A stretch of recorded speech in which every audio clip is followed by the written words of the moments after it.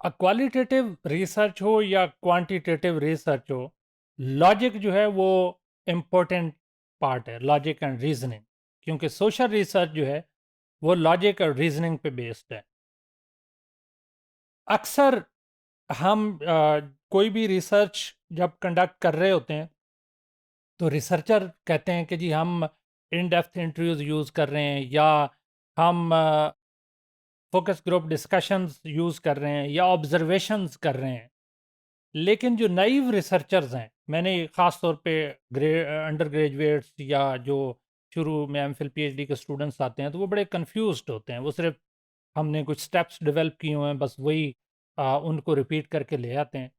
वहाँ पे लॉजिक और रीजनिंग मिस होती है। मिसाल के तौर पे, क्यों आपकी इस पर्टिकुलर क्वालिटेटिव रिसर्च के लिए कौन सा रिसर्च डिज़ाइन मोस्ट अप्रोप्रिएट है, उसकी आपने लॉजिक देनी है। why one method is important to use and why the other is not।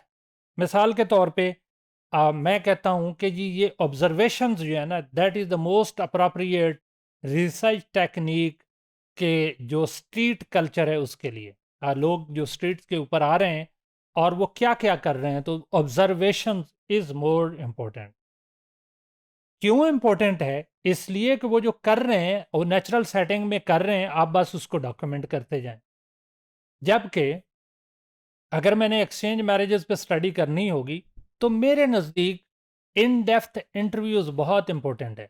और in depth interviews Pakistani cultural context में ना सिर्फ उस कपल के ज़रूरी हैं, बल्कि उनके वालदैन के भी, क्योंकि हो सकता है कि वो डिसीजन ले रहे हों, लेकिन सम पार्ट्स ऑफ पाकिस्तान उनके ग्रैंड पेरेंट्स जो हैं, यानी दादा दादी नाना नानी, वो शादियां कर रहे हैं। तो वहाँ पे हो सकता है कि वालिदैन भी इतने इंपॉर्टेंट ना हो, तो उनका इंटरव्यू भी करना ज़रूरी है। वजह, लॉजिक क्या है? लॉजिक ये है कि पाकिस्तानी सोसाइटी में आज से 20-25 साल पहले तो सिर्फ और सिर्फ एल्डर्स, दादा दादी नाना या नानी, वो डिसीजन करते थे। फिर उसके बाद पेरेंट्स करते, और फिर इंडिविजुअल। लेकिन अब वक्त के साथ साथ जो चेंज आ रही है उसमें अब इंडिविजुअल से पूछना शुरू हो गए हैं कि क्या आपकी यहाँ पे शादी कर दें, या अब इंडिविजुअल्स खुद से बताना शुरू हो गए हैं। तो जब मैंने रिसर्च कंडक्ट करनी है तो मैंने देखना है कि ओवरऑल सिचुएशन क्या है, कॉन्टेक्स्ट क्या है, कौन से डोमिनेंट ट्रेंड्स हैं, क्या वो एल्डर्स शादियां कर रहे हैं, या वालदैन कर रहे हैं, या इंडिविजुअल का अपना डिसीजन है। तो फिर उसको सामने रखते हुए मैंने जो है डिसीजन लेना। मिसाल के तौर पे मैं क्राइम के ऊपर काम कर रहा हूँ, तो क्या क्राइम के ऊपर फोकस ग्रुप डिस्कशंस में कर सकता हूँ? For broader trend yes. लेकिन जब मैंने किसी से पूछना है, किसी क्रिमिनल से, कि आपने ये क्राइम किया, तो वो तो मुझे फोकस ग्रुप डिस्कशन में बिल्कुल जवाब नहीं देगा। उसके लिए मुझे डिफरेंट मेथडोलॉजी चाहिए।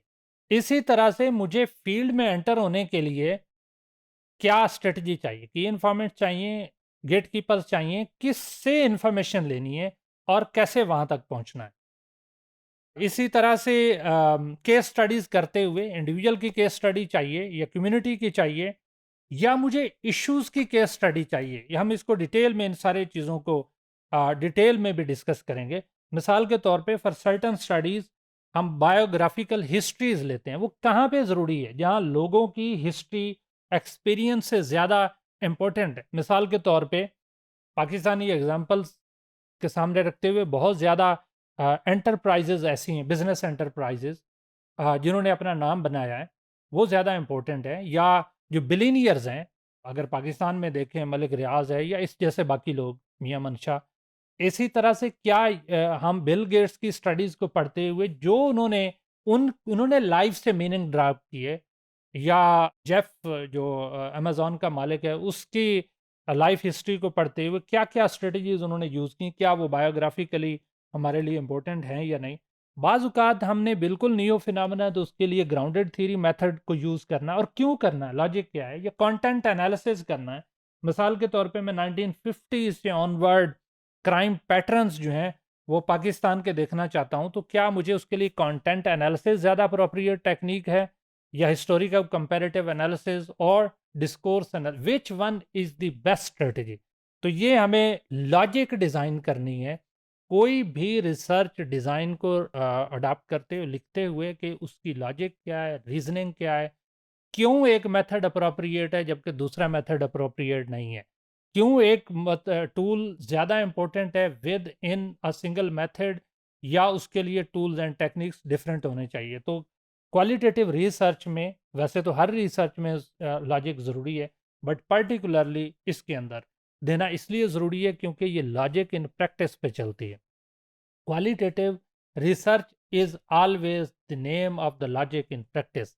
जहाँ पे प्रैक्टिस के दरमियान में आप लॉजिक नहीं देंगे तो वो रिसर्च वीक हो जाएगी, जब लॉजिक उसके अंदर होगी तो वो स्ट्रॉन्ग रिसर्च।